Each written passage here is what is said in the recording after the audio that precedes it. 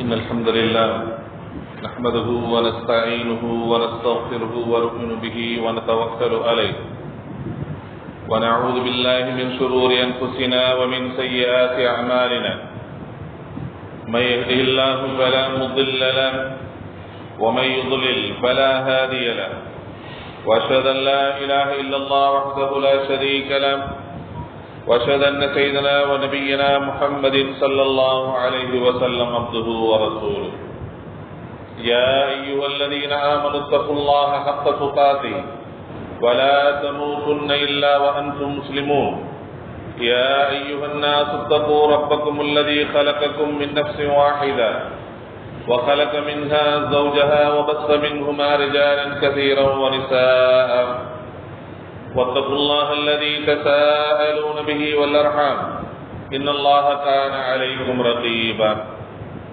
يا أيها الذين آمنوا اتقوا الله وقولوا قولا سديدا يصلح لكم أعمالكم ويغفر لكم ذنوبكم ومن يطع الله ورسوله فقد فاز فوزا عظيما أما بعد فإن أصدق الحديث كتاب الله وخير الهدي هدي محمد صلى الله عليه وسلم وشر الأمور محدثاتها وكل محدثة بدعة وكل بدعة ضلالة وكل ضلالة في النار. فقد قال الله تعالى في كلامه الكريم: أعوذ بالله من الشيطان الرجيم. فأما من خاف مقام ربه ونهى النفس عن الهوى فإن الجنة هي المأوى.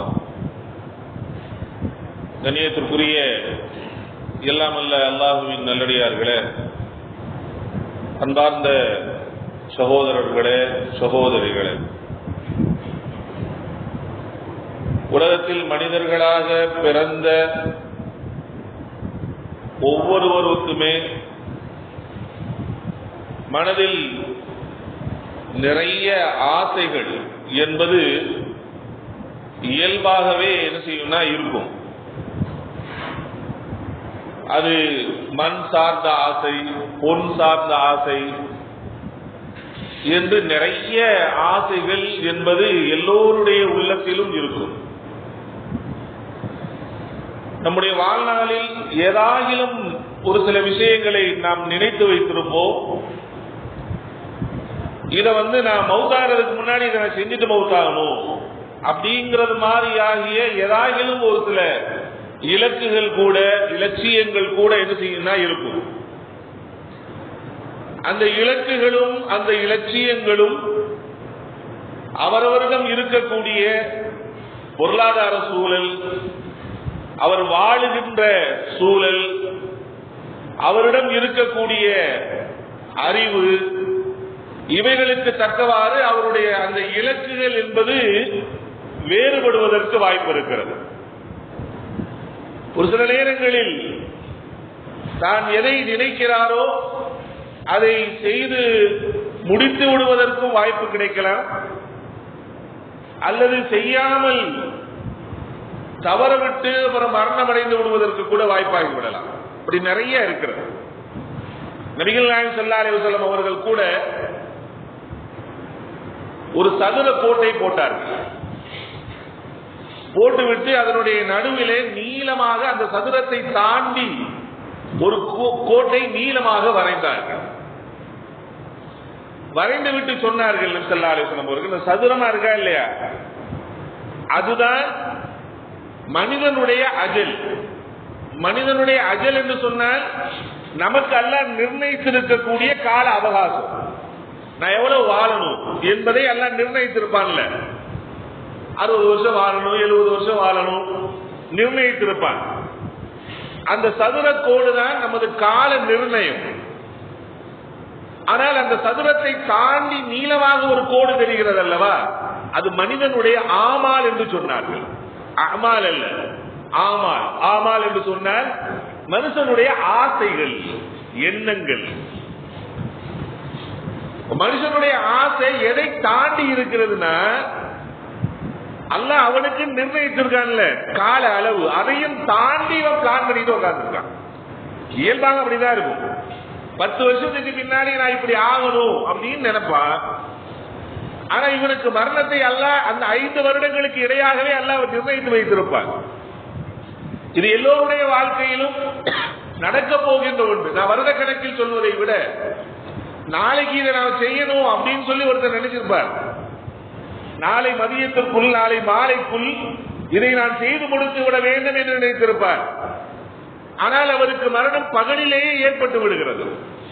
அப்ப இவருடைய ஆசை, இவருடைய எண்ணம் எதை தாண்டி நிற்கிறது அப்படின்னா, அவருக்குன்னு அல்லாஹ் நிர்ணயிச்சு வச்சிருப்பான்ல அந்த அஜல் தவணை, அதையும் தாண்டித்தான் மனிதர்களுடைய ஆசை இருக்கிறது என்பதாக நபிகள் நாயகம் ஸல்லல்லாஹு அலைஹி வஸல்லம் அவர்கள் சொல்லி காமித்தார்கள். இந்த ஆசைகளை பற்றி அல்லாஹ் குறிப்பிடுகின்ற போது பொதுவாக அல்லாஹ் சொல்றார் சூரத் ஆல இம்ரான்ல, زين للناس حب الشهوات من النساء والبنين والقناطير المقنطرة من الذهب والفضة. மனிதர்களுக்கு பெண்ணின் மீது ஆசைப்படுவதும், பிறப்பதெல்லாம் ஆண் குழந்தைகளாகவே பிறக்க வேண்டும் என்று ஆசைப்படுவதும், குவியல் குவியலாக தங்கமும் வெள்ளியும் கிடைக்க வேண்டும். பவுன் கணக்கிலாம் இல்ல, எவ்வளவு கிடைக்கணும்? குவியல் குவியலாக தங்கமும் வெள்ளியும் கிடைக்க வேண்டும் என்பதிலும், அன்றைய காலகட்டத்தில் குதிரைகள் வைத்திருப்பதை பெருசா நினைச்சாங்க அரபுகள். அதை எல்லாம் சொல்ற வகையில் முசவ்வமா அடையாளமிடப்பட்ட நல்ல ஆஜான் பகவானான குதிரைகள் இருப்பதை, கால்நடைகள் வளர்ப்பது. இன்னைக்கும் கிராமங்கள்ல எத்தனை மாடு இருக்கு, எத்தனை ஆடு இருக்கு, இதையெல்லாம் வைத்து பெருமை அடிக்கக்கூடியவர்கள் இருக்கிறார்கள். அந்த மரபுகள் அப்படித்தான் இருந்தார்கள். ஒட்டகங்களை வைத்து பெருமை அடித்துக் கொண்டு 200க்கு 300 இருக்கிறது என்பதாக. ஏனென்றால் அது அவருடைய செல்வாக்கினுடைய வெளிப்பாடு. அப்ப அந்த கால்நடைகளை கொண்டு எவ்வளவு நிலம் இருக்கு, அது இன்னைக்கு நம்மகிட்ட பெருமை இருக்கு. எனக்கு 1 ஏக்கர் நிலம் இருக்கு, எனக்கு ரோட்டோரத்திலே பாத்தீங்கன்னா ஒரு 10 ஏக்கர் நிலம் இருக்கு அப்படின்னு சொல்லி பெருமைப்பட்டுக் கொள்ளுகின்ற அந்த இயல்பு மனுஷனுக்கு இருக்கிறது. அல்லாஹ் சொல்கிறார், இவைகள் எல்லாத்தையும் ஆசைப்படுவதை நாம் மனிதர்களுக்கு அழகாக ஆக்கி வைத்திருக்கிறோம் என்று அல்லாஹ் குறிப்பிடுகிறார். ஆசைப்படுறது தப்பா? தப்பெல்லாம் கிடையாது. ஹலால் ஆசைப்படுவதில் தவறெல்லாம் இல்லை. ஆசைப்படலாம், அதற்காக முயற்சிக்கலாம். ஹலாலான வழியில் முயற்சிப்பதில் இஸ்லாத்தில் எந்த தடையும் இல்லை. ஒரு மனுஷன் தன்னை பெரிய ஒரு கோடீஸ்வரர் ஆகணும்னு நினைக்கிறான், இஸ்லாம் தடை சொல்கிறதா? அதெல்லாம் இல்ல. நீ பெரிய கோடீஸ்வரனாக, மில்லியனராக, உலகத்திலேயே பெரிய பணக்காரனாக ஆக வேண்டும் என்று நினைப்பதில் தவறில்லை. ஆனால் அதற்காக நீ தேர்ந்தெடுத்துக் கொள்கின்ற வழி இருக்கிறது அல்லவா, அது ஹலாலா இருக்கணும்னு என்ன செய்யுது அல்லாஹ் ஒரு சூழல் நமக்கு அந்த கட்டளையிலே விதிக்கிறார்கள், வரையறைகளை விதிக்கிறார்கள். அன்பார்ந்த சகோதர சகோதரிகளை, இப்படி மனிதர்களுக்கு உங்களுக்கு என்ன ஆசை இருக்கு, எனக்கு என்ன ஆசை இருக்கு, அவருக்கு என்ன ஆசை இருக்கிறது என்பதை தனித்தனியாக பார்த்தால் அது பெரிய அளவுல போயிட்டே இருக்கும். இங்கே நான் அதை பற்றி சொல்ல வரவில்லை. அது இயல்பாகவே அல்லாஹ் சுப்ஹானஹு வ தஆலா ஒவ்வொரு மனுஷனுக்கும் ஒவ்வொரு விதமான ஆசைகளையும் இலக்குகளையும் அல்லாஹ் சுப்ஹானஹு வ தஆலா வைத்திருக்கிறான். நம்ம மனசுல இருக்கு, எல்லாத்துக்கும் தெரியும். ஆனால் இங்கே நான் சொல்ல வருவது எதுவென்றால், ஒட்டுமொத்த மனித சமுதாயத்திற்கும் பொதுவாக ஒரு சில ஆசைகள் இருக்கிறது. அது உங்களுக்கு இருக்கு, எனக்கு இருக்கு. அந்த விஷயத்தை நான் 2 பேரும் பொதுவானவர்கள் தான். உங்களுக்கு தனிப்பட்ட வாழ்க்கையில் பொருளாதார ரீதியாக, தொழில் ரீதியாக இதுல இருக்கக்கூடிய ஆசைகள் வித்தியாசப்படலாம். வாழ்க்கையில நம்ம செஞ்சுட்டு நாம் இதை செய்துவிட்டு தான் நாம் மரணிக்க வேண்டும் என்று நான் நினைத்திருக்கக்கூடிய இலட்சியங்கள் வித்தியாசப்படலாம். ஆனால் இப்ப நான் சொல்ல போகின்ற ஆசைகள் இருக்கிறது அல்லவா, இவைகள் பொதுவாக எல்லா மனிதர்களுக்கும் பொதுவானது. அவர் எந்த நாட்டை சார்ந்தவராக இருக்கலாம், ஆணாக இருக்கலாம், பெண்ணாக இருக்கலாம், வாலிபனாக இருக்கலாம், வயோதிகனாக இருக்கலாம், படித்தவன் பாமரனாக இருக்கலாம், எந்த ஒரு மனிதனாக இருந்தாலும் எல்லோருக்கும் பொதுவான ஒரு சில ஆசைகள் என்பது இருக்கிறது. ஆனா அந்த ஆசைகள்ல எல்லாத்துக்கும் இருக்கு. எனக்கு இல்லைன்னு சொல்ல முடியாது, உங்களுக்கு இல்லைன்னு சொல்ல முடியாது. ஆனால் அந்த ஆசைகள் என்ன ஆசைகள்னா, நம்ம தலைகீழ நில்லாத அது நிறைவேற போறதில்லை. ஆனா ஆசைப்படும். ஆனால் என்ன செய்கிறோம் என்று சொன்னால் ஆசைப்படும். அதற்காக நான் கோடிக்கணக்கில் மில்லியன் கணக்கில் நான் கொட்டி கொடுக்க தயாராக ஆனாலும், என்ன முயற்சிகள் பண்ணினாலும் சரி, தலைகீழ நின்னாலும் சரி, உலகத்திலே மிகப்பெரிய பணக்காரனா இருந்தாலும் கூட அவராலையும் கூட அந்த ஆசைகளை நிறைவேற்றிக் கொள்ள முடியாது. ஆனால் அந்த ஆசைகள் மனிதர்களுக்கு இருக்கிறது, பொதுவாக இருக்கிறது. அந்த ஆசை என்னது? ஒரு 5 ஆசைகளை எடுத்து காமிக்கலாம். இது எல்லாருக்கும் இருக்கு என்கிற ஒரு 5 ஆசைகளை நாம் என்ன செய்யலாம், எடுத்து காமிக்கலாம். முதலாவது என்ன அப்படின்னு சொன்னா, என்னைக்குமே வாலிபனாக இருக்க வேண்டும் என்கிற ஆசை எல்லாருக்கும் இருக்கு. 25 தாண்டிடக்கூடாது, 25 தாண்டிவிடக் கூடாது என்கிற ஆசை எனக்கு இருக்கு, உங்களுக்கு இருக்கு. ஆனா நினைச்சா நடக்குமா? இது காலம் ஒவ்வொரு நாளும் நம்மை விட்டு போக போக வயசு கூடிக்கிட்டே தான் போகும். என்ன ஆனாலும் பரவாயில்ல, ஆனா இந்த வெள்ள முடி மட்டும் வந்துடக்கூடாது, நம்ம வயசை இது வெளி காமித்து விடுகிறது என்று கவலைப்படக்கூடியவர்கள் நம்ம நிறைய இருக்கிறோம். அதனால்தான் அந்த ஆரம்ப காலகட்டத்தில் லேச எங்கேயாவது வெள்ள முடி தெரிந்தால் அதை கிள்ளி எறிந்து விடுவதற்கு நாம் ஆசைப்படுகிறோம். இல்லாவிட்டா என்ன செய்வோம், கலர் அடிச்சுக்கிட்டே இருக்கும். எதுக்கு அந்த கலர் அடிக்கிறோம்னா, காரணம் வயசு தெரிஞ்சிடக்கூடாது. வயசு ஆனாலும் பரவாயில்ல, ஆனா எது தெரிந்துவிடக் கூடாது என்றால், என் வயது தெரிந்துவிடக் கூடாது என்று ஏன் நினைக்கிறாருன்னா, வாலிபத்தின் மீது நமக்கு அந்த ஆசை இருக்கிறது. நான் என்னைக்கும் வாலிபனாகவே இருக்க வேண்டும் என்கிற ஆசை எல்லோருக்கும் இருக்கிறது. எனக்கு 50 வயசு ஆயிருச்சு அப்படின்னா அது என்னால ஒத்துக்க முடிய மாட்டேங்குது. வயசு உங்களுக்கு வயசு என்ன அப்படின்னு கேட்டா, அந்த கேட்டதுல ஏதாவது 1-2 வயசு அப்படி கம்மி பண்ணி சொன்னாதான் ஏதாவது நமக்கு ஒரு இது கிடைக்கும் அப்படின்னு தான் நம்ம நினைக்கிறோமே தவிர, உண்மையான வயசு ஒரு குறிப்பிட்ட வயசுக்கு மேல 40க்கு மேல 50க்கு மேல நீங்க போயிட்டீங்கன்னா, 50க்கு மேல இருக்கக்கூடியவரிடத்துல வயசை கேட்டாலே ஒரு 5 வயசு கம்மி பண்ணி தான் சொல்லுவோம். காரணம் என்னன்னா, என்ன நான் வாலிபனா காட்டணும், கொஞ்சம் வயசு குறைஞ்சாலா காட்ட வேண்டும் என்கிற ஆசை. இதுல ஆண்களை விட பெண்களுக்கு என்ன இருக்கு அப்படின்னா ரொம்ப ஆசை இருக்கு. அதுக்குதான் பாத்தீங்கன்னா மேக்கப். ஆண்களுக்கு மிஞ்சி மிஞ்சி போனா பவுடர் போட்டு பேசாம இருந்துருவார். ஆனா பெண்கள் தங்களை இளமையாக ஆக்கி காட்டுவதற்கு மார்க்கெட்ல பாத்தீங்கன்னா லட்சக்கணக்கில் என்ன செஞ்சிருக்காங்க, மேக்கப் கொண்டு வந்து வச்சிருக்காங்க. காரணம், இதை வாங்கி பயன்படுத்துகிறார்கள். ஏன்னா தன்னை வாலிப தோற்றத்தில் காமிக்க வேண்டும். நல்ல தெரியும், ஆசை இருக்கிறது, நன்றாக தெரியும், இது நடக்காதுன்னு தெரியும். ஆனால் என்னத்தையாவது ஏதாவது ஒன்று செய்து நான் என்ன செய்தவனும் என்னை நான் வாலிபனாக காட்டிக் கொள்ள வேண்டும் என்கிற ஆசை எல்லா மனிதர்களுக்கும் இருக்கிறதா இல்லையா? ஒரு சந்தர்ப்பத்தை அல்லாஹ் கொடுக்கிறாங்க. நீங்க 20 வயசு 25 வயசுக்குள்ளே இருந்துக்கலாம் அப்படிங்கிற மாதிரி சந்தர்ப்பத்தை கொடுத்தா நான் வேணான்னு சொல்லுவேனா? அப்படிலாம் சொல்ல மாட்டேன், நான் இருந்துக்கணும். அப்ப அந்த ஆசை இருக்கிறது, எல்லாருக்குமே இருக்கு. நான் என்றும் வாலிபனாக இருக்க வேண்டும் என்கிற ஆசை எல்லா மனிதர்களுக்கும் பொதுவானது. ஆனா இது நடக்குமா அப்படின்னா கண்டிப்பாக நடக்காது. ஆசைப்படுகிறோம், முயற்சி செய்கிறோம், ஆனால் நடக்க போறதில்லை.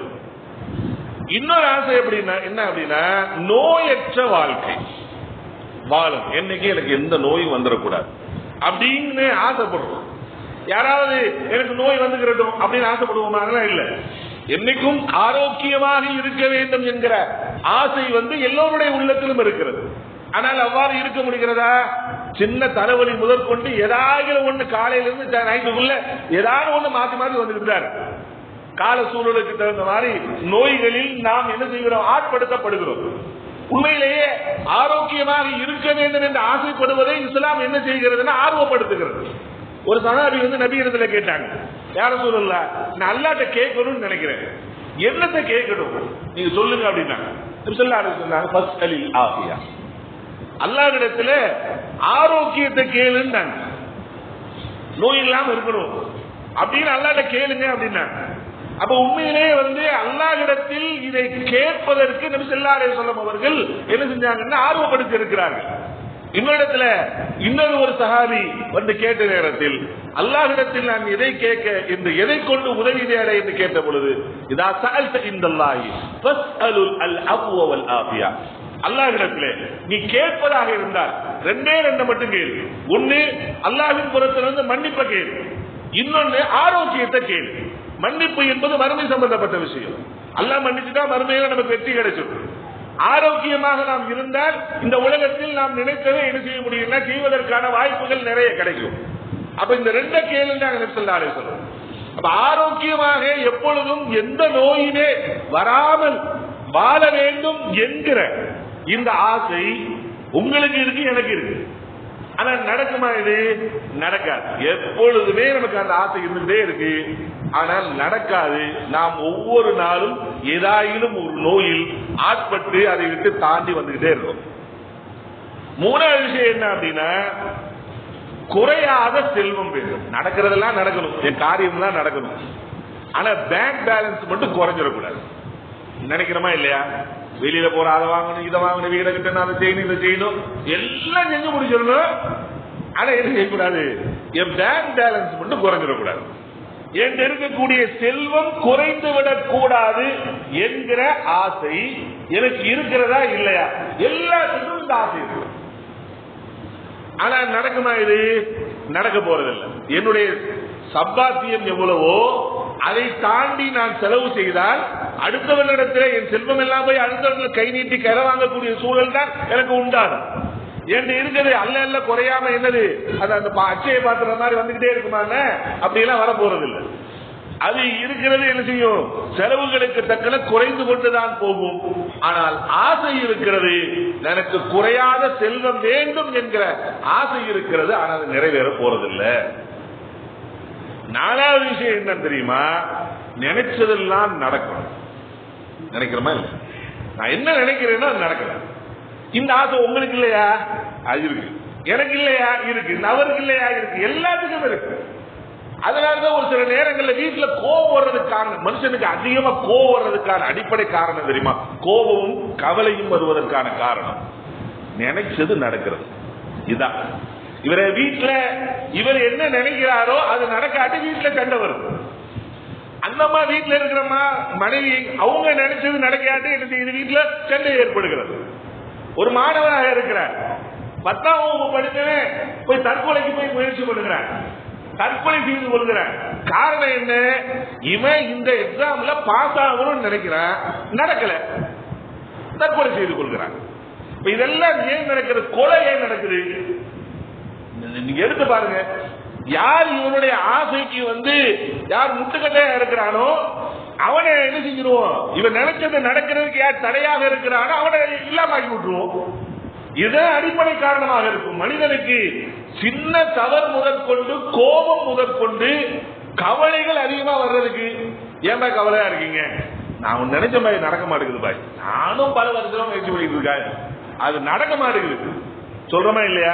அப்ப மனிதனுக்கு கவலை இருக்கிறது. கவலை வருவதற்கான அடிப்படை காரணமும் கோபம் வருவதற்கான அடிப்படை காரணமும் அந்த கோபம் தற்கொலையிலும் கொலையிலும் போய் முடிக்கக்கூடிய அளவுக்கு இவனுக்கு கோபம் ஏற்படுவதற்கான காரணம் என்ன அப்படின்னா, நாம நினைச்சது நடக்கல அப்படின்னா நமக்கு என்ன செய்யுதுன்னா கோபம் வருது, இல்ல கவலை ஏற்படும். இது நடக்க மாட்டேங்குது. ஏதாவது ஒரு சிலர் எல்லாம் நடத்தி கொடுத்துக்கிட்டு தான் இருக்கான். எல்லாமே நடக்காம போவதெல்லாம் இல்ல. நம்ம நினைச்சதுல பல விஷயங்களை அல்லாஹ் சுப்ஹானஹு வ தஆலா நமக்கு நடத்தி காட்டுகிறார்.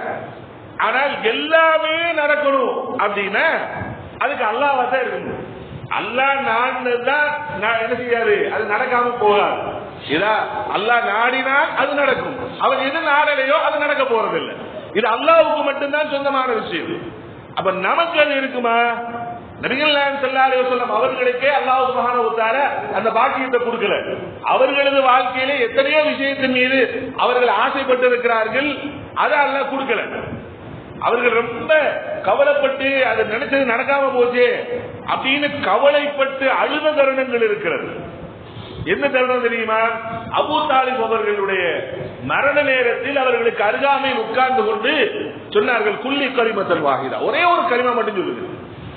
ஏனென்றால் இஸ்லாத்துடைய ஆரம்ப காலகட்டத்தில் மக்கால அவர்களுக்கு நபித்துவம் வந்தது முதல் கொண்டு அவர்கள் மரணப்படுக்கையில் படுக்கிற வரைக்கும், அபூ தாலிப் அவர்கள் மரணப்படுக்கையில் படுக்கிற வரைக்கும் அந்த 10 ஆண்டு காலங்கள் நபிக்கு மிகவும் பக்கபலமாக இருந்தவர்கள் அபூ தாலிப் அவர்கள். அவங்க மரண நேரத்தில் வரைக்கும் களிமா சொல்லல.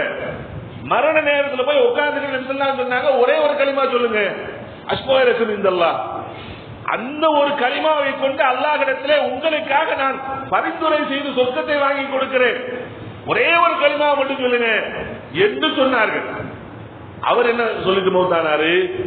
அலா தீனி ஆபாயினா, என்னுடைய மூதாதையர்கள் என்ன மார்க்கத்தில் இருக்கிறார்களோ அந்த மார்க்கத்தில் நான் மரணம் அடைகிறேன் என்று சொல்லி விட்டு மௌத்தாகி விட்டார். ரொம்ப அழுதாங்க, ரொம்ப கவலைப்பட்டார்கள். அல்லாஹ் சுப்ஹானஹு வ தஆலா வசனத்தை இறக்குகிறார், இன்னக லா தஹ்தி மன் அஹ்பப்த. நபி, நீங்க நினைச்சதெல்லாம் நடக்காது. நீங்க நினைத்தவர்களுக்கு உங்களால் என்ன செய்ய முடியாது, நேர்வழி காட்டிட முடியாது. வலாக்கின்னல்லாஹ் யஹ்தி மன் யஷா, என்றாலும் அல்லாஹ் யாருக்கு நாடுகிறானோ அவர்களுக்கு தான் அல்லாஹ் நேர்வழி கொடுப்பார். இந்த வசனத்தில் அல்லாஹ் சொல்ல வர்றது என்ன?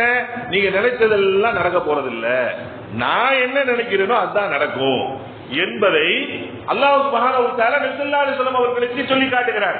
நபிக்கு மட்டுமா? எல்லா நபிக்கும் இந்த மாதிரி நிலைமை இருந்துச்சு. நூஹ் அலைஹிஸ்ஸலாம் தன்னுடைய மகனும் மனைவியும் இஸ்லாத்துக்குள்ள வரணும்னு நினைச்சாங்க, நடக்கல. இப்ராஹிம் அலைஹிஸ்ஸலாத்து வஸலாம் அவர்கள் அல்லாஹ்வுடைய கலீல் என்று சொல்லப்படக்கூடியவர்கள், அவர்கள் தன்னுடைய தந்தை இஸ்லாத்துக்குள்ள வரணும்னு நினைச்சாங்க, நடந்துச்சா? அது நடக்கல. லூத் அலைஹிஸ்ஸலாம் தன்னுடைய மனைவி இஸ்லாத்துக்குள்ள வரணும்னு நினைச்சாங்க, நடக்கல. இப்படி பார்த்தால் அபூஜஹலுடைய வீட்டுக்கு நபி ஸல்லல்லாஹு அலைஹி வஸல்லம் அவர்கள் கிட்டத்தட்ட 70க்கும் மேற்பட்ட தடவைகள் போய் அவருடைய வீட்டில் தனிப்பட்ட முறையில் சந்தித்திருக்கிறார்கள். அபூலஹபை சந்தித்திருக்கிறார்கள், வலீதை சந்தித்திருக்கிறார்கள். இவர்கள் எல்லாம் காபிராகவே என்ன செஞ்சிருக்காங்கன்னா பத்ருடைய யுத்தத்தில் கொல்லப்பட்டிருக்கிறார்கள். அப்ப நபி ஸல்லல்லாஹு அலைஹி வஸல்லம் அவர்கள் நினைத்தது, பல நபிமார்கள் நினைத்ததெல்லாம் தங்களது வாழ்நாளில் நினைத்தது எல்லாமே நடந்திருக்கிறதா என்று சொன்னால் அதை அல்லாஹ் சுப்ஹானஹு வ தஆலா அவங்களுக்கு என்ன செய்யல, கொடுக்கல, நமக்கும் கொடுக்கல. அவங்களுக்கே கொடுக்காட்டி நமக்கு நான் நினைச்சது பூரா நடக்கணும். நல்லா யோசிச்சு பாருங்க, நான் நினைச்சது பூரா நடக்கணும் அப்படின்னு ஒரு வாய்ப்பை அல்லாஹ் கொடுத்துட்டா இந்த உலகத்துல என்ன இருக்காது? என்ன இருக்காது? நிம்மதியும் சந்தோஷமும் இருக்காது. எனக்கு ஒருத்தர் கோபத்தை உண்டாக்குவார், உடனே நான் நினைப்பேன் அவன் எப்படியாவது இல்லாம ஆக்கணும். நினைச்சா அவர் இல்லாம, இல்ல அவர் நினைச்சா நான் இல்லாம, உலகத்துல இதுதான் நடக்கும். அப்ப அல்லாஹ் சுப்ஹானஹு வ தஆலா இதை தடுத்து வைத்திருக்கிறார். எதற்குன்னா அதுவும் நமக்கு நல்லதுக்கு தான். ஆனால் மனிதன் ஆசைப்படுகிறான், தான் நினைத்ததெல்லாம் நடக்க வேண்டும் என்று ஆசைப்படுகிறான். அது மௌத்து வரைக்கும் நடக்க போகிறது. ஏதாவது ஒரு சில விஷயங்களை அல்லாஹ் சுப்ஹானஹு வ தஆலா மனிதனுடைய வாழ்க்கையில் போற போக்கில் நிறைவேற்றி கொடுத்து விடுவார். இல்லாத விஷயங்கள் அல்லாஹ் சுப்ஹானஹு வ தஆலா அப்படியே என்ன செஞ்சிருவான்னா நிறைவேறாத ஆசைகளாகவே எல்லாம் விட்டு விடுவார். இந்த 4 விஷயத்தை விட 5வது விஷயம் ரொம்ப எல்லாத்துக்கும் ரொம்ப முக்கியமானது. வாலிபனா இல்லாட்டிலும் பரவாயில்ல, வயசானாலும் பரவாயில்ல, நோய் வந்தாலும் எதையும் மாத்திரை சாப்பிட்டுட்டு அப்படியே வாழ்க்கையை இப்படி நடத்திக்கலாம். நினைச்சது நடக்காட்டிலும் பரவாயில்லை, ஏதோ நடந்ததை வச்சு சந்தோஷப்பட்டு போயிடலாம். அதே மாதிரி செல்வம் குறைந்தாலும் பரவாயில்லை, எதையோ சம்பாதிச்சுட்டு போயிடலாம். ஆனா மௌத்து மட்டும் வரக்கூடாது. என்ன வரக்கூடாது? மௌத்து மட்டும் வரக்கூடாது என்ற ஆசை எல்லாருக்கும் இருக்கா இல்லையா? யாரு மௌத்த விரும்பக்கூடியவர்களாக இருக்கிறோம்? யாருமே இல்லை. 60 வயசுல 70 வயசுல இருக்க ஆள்கிட்ட போய் என்ன மகனுக்கெல்லாம் கல்யாணம் முடிச்சு கொடுத்தாச்சு, பேரம்பேத்தி எல்லாம் பார்த்தாச்சு, இனி மறுமையை பார்த்து நீங்க வேற பேரனுக்கு அது செய்யணும் இதை செய்யணும். 60 வயசு ஆனாலும் 70 வயசு ஆனாலும் மரணத்துக்கு ஆசைப்படக்கூடியவர்களும் இருக்கிறார்களா? நிச்சயமாக எந்த மனுஷன் ஆசைப்பட போறதில்லை. எல்லாருக்குமே என்ன இருக்கிறது என்று சொன்னால் அப்படி வாழ்ந்துட்டே இருக்கணும், வாழ்ந்துட்டே இருக்கணும். வயசானாலும் பரவாயில்ல, கம்பு குச்சியை ஊண்டிட்டாலும் நடந்து போயிடலாமே தவிர ஆனா என்ன செய்யக்கூடாது? மௌத்தாயிடக்கூடாதுப்பா. அப்படின்னா நாம என்ன செய்யறோம்னா ஆசைப்படுகிறோம். நடக்குமா? இது நடக்க போறதில்லை. அல்லாஹ் சொல்ல, இன்னல் மௌத்தல்லதி தஃபிர்ரூன மின்ஹு, மரணம் என்று சொன்ன உடனே விரண்டு ஓடுகிறீர்கள். ஆனால் ஃபைன்னஹு முலாக்கீக்கும், அது நீங்க எவ்வளவு செட்டு பாதுகாப்பு போட்டிருந்தாலும் உனக்குன்னு அல்லாஹ் சுப்ஹானஹு வ தஆலா நிர்ணயித்த நேரம் வந்துருச்சுன்னா உன்னை பாதுகாக்கிறவனே சுட்டு போடுவான். இப்படித்தான் என்ன செய்யணும்னா நடக்கும். மரணத்தை விட்டு என்ன செய்ய முடியாது, மனுஷனால தப்பிக்கலாம் முடியாது. நீ ஆசைப்படு, நிறைய வாழணும், வாழ்ந்துட்டே இருக்கணும், நீ ஆசைப்பட்டாலும் சரி, இந்த ஆசை நிறைவேற போவதில்லை. கண்டிப்பாக குல்லு நஃப்ஸின் தாயிகத்துல் மௌத், எல்லா ஆத்மாக்களும் கண்டிப்பாக மரணத்தை சுவைத்தே தீரும் என்பதாக அல்லாஹ் சுப்ஹானஹு வ தஆலா சொன்னதை போன்று, வலவ் குன்து ஃபி புரூஜின் முஷய்யதா, கட்டப்பட்ட இரும்பு கோட்டைக்குள் நீங்கள் எவ்வளவு பெரிய பாதுகாப்பை நீங்கள் ஏற்படுத்தி வைத்து வாழ்ந்தாலும் கூட உங்களுக்கு நிர்ணயித்த நேரம் வந்துவிட்டால் கண்டிப்பாக உங்களுக்குள்ள மரணம் உங்களை அடைந்தே தீரும் என்று அல்லாஹ் சொல்லி காட்டுறார். இந்த 5 ஆசைகள் எல்லா மனுஷனுக்கும் பொதுவானதுதான். இதை எனக்கு நான் இதெல்லாம் ஆசைப்படல ஜி அப்படின்னு யாராவது சொல்ல முடியுமா? என்றைக்கும் வாலிபனாக இருக்க வேண்டும் என்கிற ஆசை எல்லோருக்கும் இருக்கிறது. நோயே வராமல் ஆரோக்கியமாக எல்லா காலகட்டத்திலும் இருக்க வேண்டும் என்கிற ஆசை எப்பொழுதும் எல்லோருக்கும் இருக்கிறது. குறையாத செல்வம் வேண்டும், நல்ல நிறைய செல்வம் போதுங்கிற அளவுக்கு எவ்வளவு செலவழித்தாலும் குறையாத செல்வம் எனக்கு வேண்டும் என்று ஆசைப்படுது. அதே போன்று நினைத்ததெல்லாம் நடக்க வேண்டும் என்ற ஆசை, மௌத்தே வரக்கூடாது என்கிற ஆசை.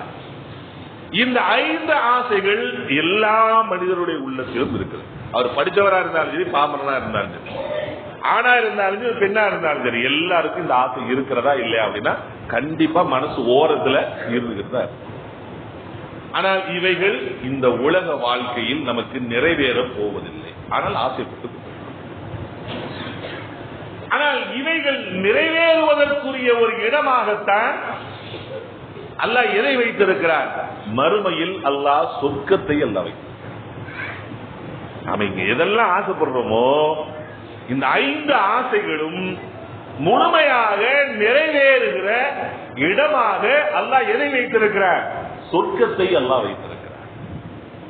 நபிகள் நாயகம் ஸல்லல்லாஹு அலைஹி வஸல்லம் அவர்கள் ஒரே ஹதீஸ்ல இந்த 5 விஷயத்தை சொல்லி முடிச்சிட்டாங்க. ஒரே ஹதீஸ்ல இதா தகலல் அஹ்லுல் ஜன்னதி அல் ஜன்னத். நாளைக்கு மறுமையில் அல்லாஹ் சுப்ஹானஹு வ தஆலாவுக்கு முன்னாடி நாம் நிறுத்தப்பட்டு கேள்விகள் கேட்கப்பட்டு நம்முடைய நன்மைகள் நிறுத்தப்பட்டு எல்லாத்தையும் அல்லாஹ் சுப்ஹானஹு வ தஆலா ஃபைனல் பண்ணி நீங்கள் எல்லாம் சொர்க்கவாசிகள் என்பதாக அல்லாஹ் யாருக்கு அந்த வாய்ப்பை எல்லாம் கொடுக்கிறானோ, பம்மாமன் ஊத்திய கிதாபஹு பியமீனி, யாருடைய வலது கரத்திலே நீ உன் வாழ்க்கையில் ஜெயித்து விட்டாய், அல்லாஹ் உனக்கு இந்த உலகத்தில் வாழ்வதற்குறித்தான 60 வருடம் 70 வருடம் 80 வருட காலங்கள் அல்லாஹ் கொடுத்தான் அல்லவா, அந்த வாழ்க்கையில் உனது செயலின் மூலமாக நீ எதை செய்தாயோ அந்த செயலை கொண்டு நீ ஜெயித்து விட்டாய் என்கிற பட்டோலையாக அந்த அல்லாஹ்வின் புறத்திலிருந்து மலக்குகளின் மூலமாக மனிதர்களுக்கு யாருக்கு வலது கரத்தில் கொடுக்கப்படுகிறதோ அவர்தான் வெற்றி அடை. அல்லாஹ் சுப்ஹானஹு வ தஆலா அவ்வாறு கொடுக்கப்பட்டவர்களை மலக்குகள் அழைத்து சொல்வார்கள். வஸீகல்லதீன தகவ் இலல் ஜன்னதி சுமரா, கூட்டம் கூட்டமாக யார் இந்த உலகத்தில் அல்லாஹ் வாழுகின்ற பொழுது இறைவனை பயந்து மறுமையை பயந்து அல்லாஹ்வுடைய கேள்விகளுக்கு பயந்து இதை செய்யக்கூடாது, அதை பார்க்கக்கூடாது, அதை சாப்பிடக்கூடாது, இதை குடிக்கக்கூடாது என்று இந்த உலகத்தில் வாழுகின்ற பொழுது அல்லாஹ்வை எல்லா நேரத்திலும் பயந்தவராக தன் வாழ்க்கையை அமைத்துக் கொண்டார்களோ அந்த முத்தகீன்கள் அல்லாஹ்வினால் நிர்ணயம் செய்யப்பட்டதற்கு பின்பாக சொர்க்கத்தின் பக்கமாக மலக்குகளால் கண்ணியத்தோடு கூட்டம் கூட்டமாக அழைத்து செல்லப்படுவார்கள். அந்த காட்சியை பத்தியெல்லாம் நம்ம யோசிக்கலாம் முடியாது. எவ்வளவு ஒரு மாப்பிள்ளை அலங்காரம் நம்ம கூட்டிட்டு போறோமே, இதை பார்த்தா நமக்கு பிரமிப்பாக இருக்கிறது. சொர்க்கத்திற்கு சொர்க்கவாசிகளை மலக்குமார்கள் புடைசூழ அழைக்கப்பட செல்லப்படக்கூடிய அந்த காட்சி இருக்கிறது அல்லவா, இதை அல்லாஹ் சொல்லி காட்டுகிறார். நாளை மறுமையில் இறைவனை பயந்து வாழ்ந்தவர்கள் சொர்க்கத்திற்கு கூட்டம் கூட்டமாக அழைத்து செல்லப்படுவார்கள். அவர்கள் அந்த சொர்க்கத்திற்கு வந்தவுடனே சொர்க்கத்தின் வாசல் அவர்களுக்காக திறக்கப்படும். திறந்தவுடனே உள்ளிருந்து மலக்குமார்கள் சொல்லுவார்கள், சலாமுன் அலைக்கும் திபுத்துன். இது அல்லாஹ் இப்படி வர்ணித்து காட்டுகிறார். இப்படி எல்லாம் நடக்கும்பா உனக்கு, நீ சொர்க்கவாசியாக இருந்தால் மலக்குமார்கள் உன்னை கண்ணியத்தோடு அழைத்து செல்வார்கள், மலக்குமார்கள் உன்னை புகழ்வார்கள், மலக்குமார்கள் உன்னை அழைத்து சென்று உன்னை பார்த்தவுடனே உனக்காக சொர்க்கத்தின் வாசல் திறக்கப்படும். திறந்த உடனே உள்ளிருந்து மலக்குமார்கள் சொல்லுவார்கள், சலாமுன் அலைக்கும் திபுத்துன், புகழாரம் சொல்லி உங்களை வரவேற்பார்கள், உங்கள் மீது அல்லாஹ்வின் சாந்தியும் சமாதானமும் உண்டாகட்டும், நீங்கள் மனம் பெற்று விட்டீர்கள், வெற்றி அடைந்து விட்டீர்கள், உங்களுக்காக அல்லாஹ் வைத்திருக்கக்கூடிய சொர்க்கத்துக்குள் நுழைந்து கொள்ளுங்கள் என்பதாக வரவேற்று கண்ணியத்தோடு நம்மை உள்ளே அழைத்து செல்வார்கள் என்பதாக அல்லாஹ் சுப்ஹானஹு வ தஆலா சொல்லி காட்டுகிறானே, இந்த நிகழ்வுக்கு பின்பாக நடக்கின்ற நிகழ்ச்சியை பற்றி தான் நபிகள் நாயகம் ஸல்லல்லாஹு அலைஹி வஸல்லம் அவர்கள் சொல்லுகின்ற செய்தி. அபூ ஸயீத் அல்-குத்ரி ரலியல்லாஹு தஆலா அன்ஹு அவர்கள் அறிவிக்கக்கூடிய இந்த செய்தி முஸ்லிமிலே இடம்பெற்றிருக்கிறது. இதா தഖல அஹ்லுல் ஜன்னதி ஜன்னத், சொர்க்கவாசிகள் சொர்க்கத்திற்குள் நுழைந்த உடனே பனாதா முனாதி, ஒரு அழைப்பாளர் அழைப்பார், ஒரு மலக்கு சத்தமிடுவார். யாரை பார்த்து? உள்ளே நுழைகின்ற அந்த சொர்க்கவாசிகளை பார்த்து சொல்லுவார். என்ன சொல்லுவார் தெரியுமா? முதலாவதாக அவர்களுக்கு சொல்லப்படுகின்ற சுப செய்தி, வ இன்னலகும் அன் துஷிப்பு ஃபலா தஹ்ரமு அபதா. சொர்க்கவாசிகளே, இப்பொழுது இங்கே நுழைகின்ற போது எந்த வாலிப தோற்றத்தோடு வாலிப வயதோடு நீங்கள் நுழைகிறீர்களோ, இந்த வாலிபத்தோடு நீங்கள் என்றென்றும் இருப்பீர்கள், உங்களுக்கு வயோதிகமே வராது என்று சொல்லும். சொர்க்கவாசிகள் சொர்க்கத்திற்குள் நுழைகின்ற பொழுது எப்படி நுழைவார்கள்? அவர் குட்ட, இவர் நெட்ட, இவர் 6 அடி, இவர் 5 அடி, அவர் வேற கலரு, நான் இந்த கலரு, அவர் லைட் கலரு, நான் கொஞ்சம் டார்க் கலரு, அப்படியெல்லாம் ஒண்ணு இல்லைங்க. எல்லாத்துக்கும் ஒரே மாதிரியான கலர். முகப்பாவட வேண்டுமானால் வித்தியாசமாக இருக்கிறார். நபிகள் நாயகம் ஸல்லல்லாஹு அலைஹி வஸல்லம் அவர்கள் சொன்னார்கள், முஸ்லிமிலே இடம்பெற்றிருக்கிறது, எதுகுலு அஹ்லல் ஜன்னதி ஜன்னத பிசூரத்தி அபீஹிம் ஆதம். இந்த உலகத்தில் ஆதம் அலைஹிஸ்ஸலாத்து வஸ்ஸலாம் அவர்கள் இறக்கப்பட்ட போது அவர்கள் என்ன தோற்றத்தில் இருந்தார்களோ அதே தோற்றத்தோடு தான் நாம் உள்ளே நுழைவோம். எப்படி இருந்தார்கள்? சபூன திராஅன் ஃபிஸ் ஸமா, உயரத்தில் 70 முழம். இந்த 5 அடி 6 அடி எல்லாம் இருக்காது, உயரத்தில் 70 முழம். சபஅ அஸ்ரஇன் ஃபில் அர்த், எந்த ஜிம்முக்கு போய் நம்ம மேஜ் பண்ணாலும் ஒர்க் அவுட் பண்ணாலும் இது கிடைக்காது.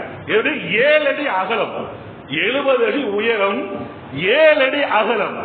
என்ன வயது தெரியுமா? மருதி, மீசையும் இருக்காது, தாடியும் இருக்காது. மீசையும் அப்ப டெய்லி சேவ் பண்ணணும், அதுவும் தேவையில்லை. மீசையும் முளைக்காது, தாடியும் முளைக்காது. இப்ப நாம நினைக்க கூடாது மீசையும் தாடியும் இல்லாதவங்க நாம சொர்க்கவாசிகளுடைய அடையாளத்தோடு இருக்கணும்னு நினைக்க கூடாது. இங்க தாடி இருக்கணும். உலகத்தில் வாழுகின்ற பொழுது நபியின் சுன்னாவை பின்பற்றி தாடி இருக்கணும்.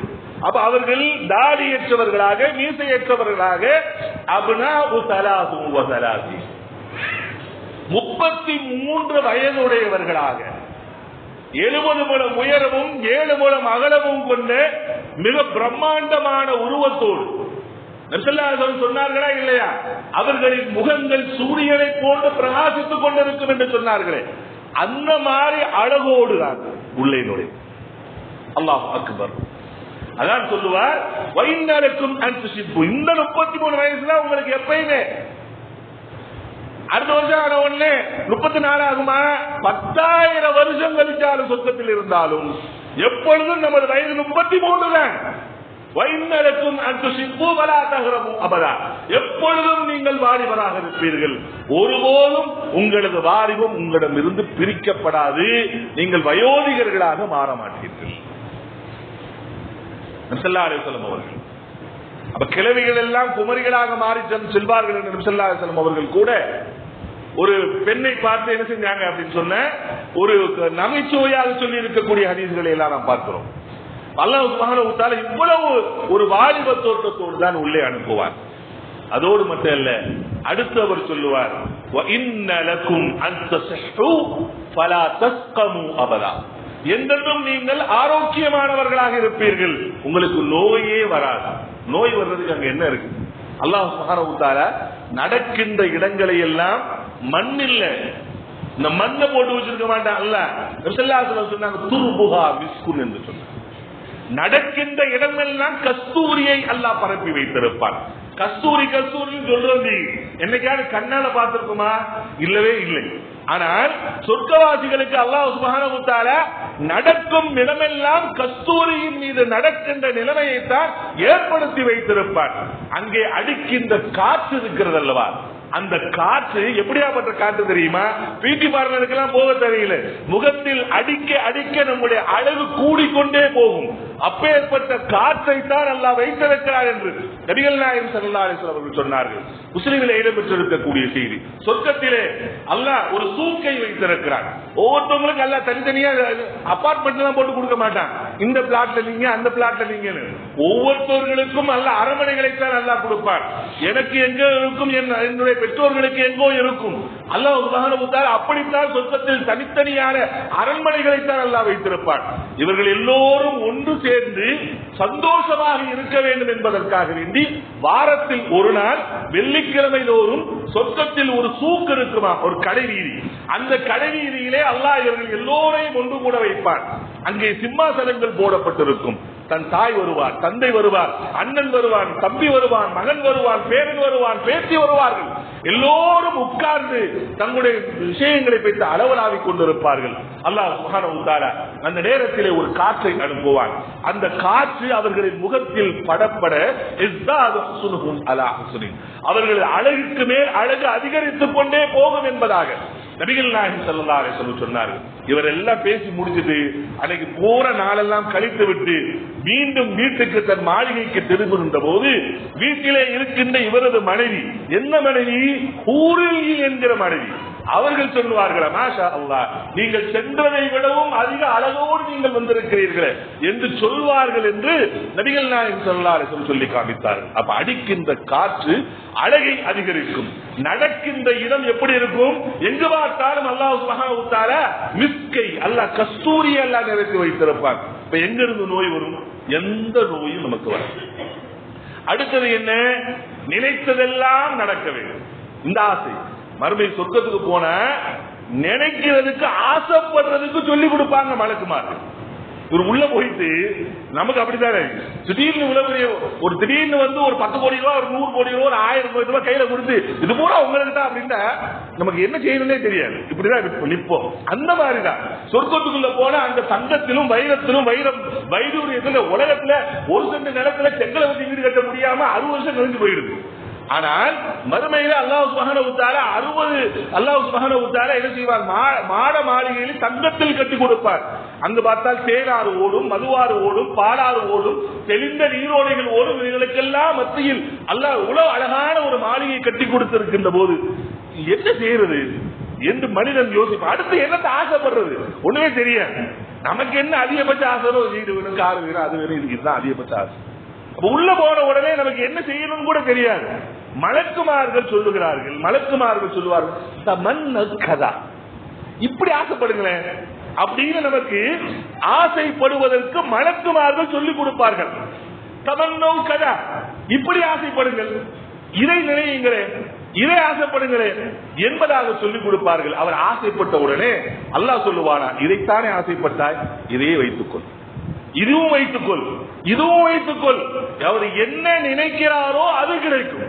ஸல்லல்லாஹு அலைஹி வஸல்லம் அவர்களுக்கு ஒரு சஹாபி வந்தார், யா ரசூலல்லாஹ், நாளைக்கு மறுமைக்கு சென்றார், எனக்கு குதிரை சவாரி என்றால் ரொம்ப பிரியம்.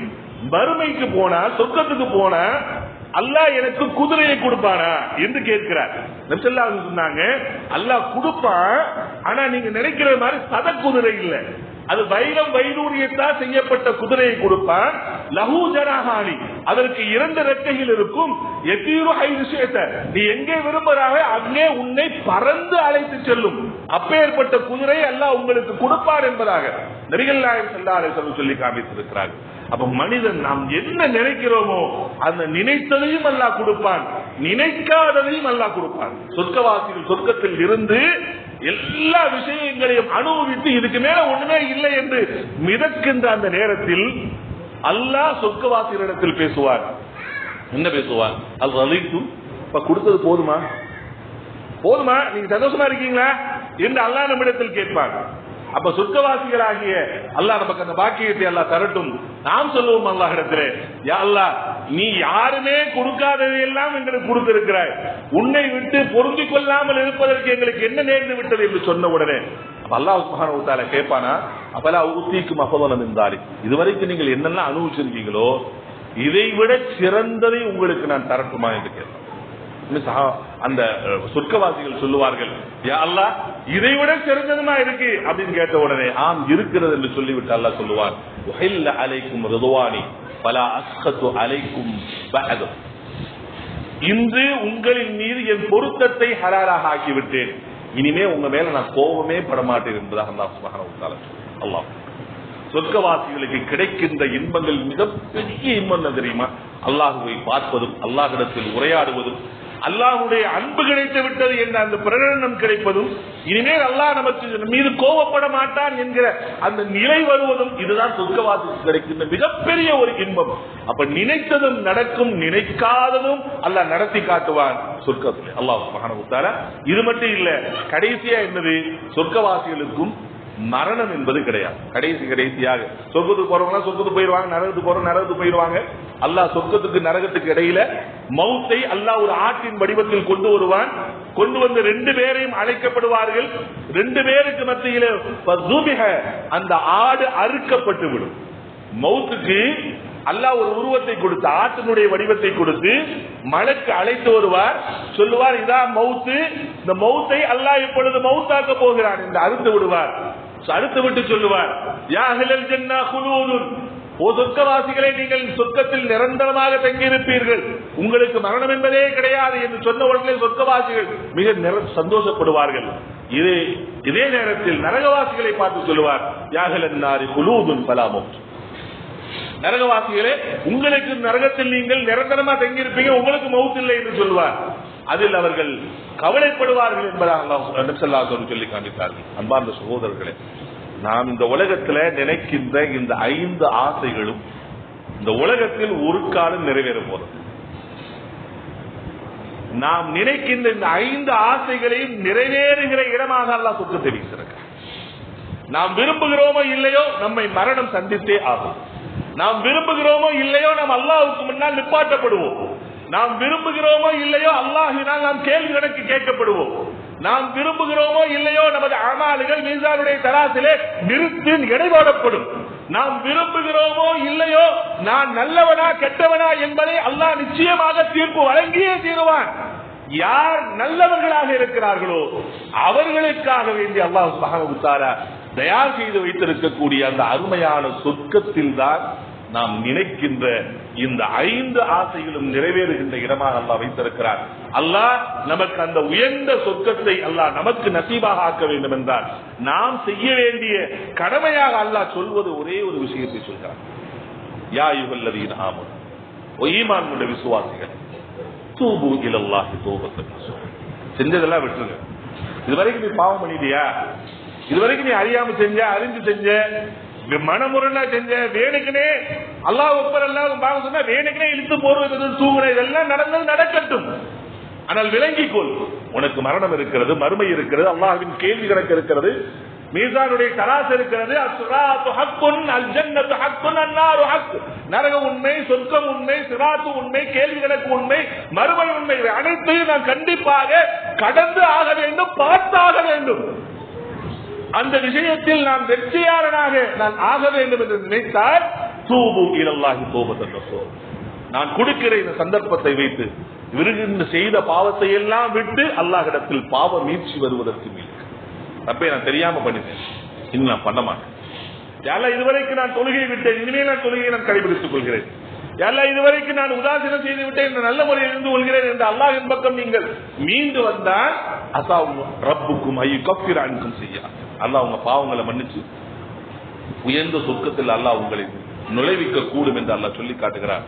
எனவே அன்பார்ந்த சகோதரர்களே, சகோதரிகளே, அல்லாஹ்விடத்திலே நாம் மேலும் கொள்வோம், ஒரு உறுதி எடுத்துக் கொள்வோம். அல்லாஹ் எனக்கு கொடுத்திருக்கிற சந்தர்ப்பத்தை வைத்து மறுமையில் நான் உயர்ந்த வெற்றி அடைவதற்கான என்ன முயற்சிகள் இருக்கிறதோ அவை அனைத்தையும் நான் எடுத்து செயல்படுவேன் என்று நியத்து வைப்போம், உறுதி எடுப்போம். அல்லாஹ் சுப்ஹானஹு வ தஆலா அந்த பாக்கியத்தை தந்தல்வானாக. வாஹிர் தஅவானா அல்ஹம்துலில்லாஹி ரப்பில் ஆலமீன்.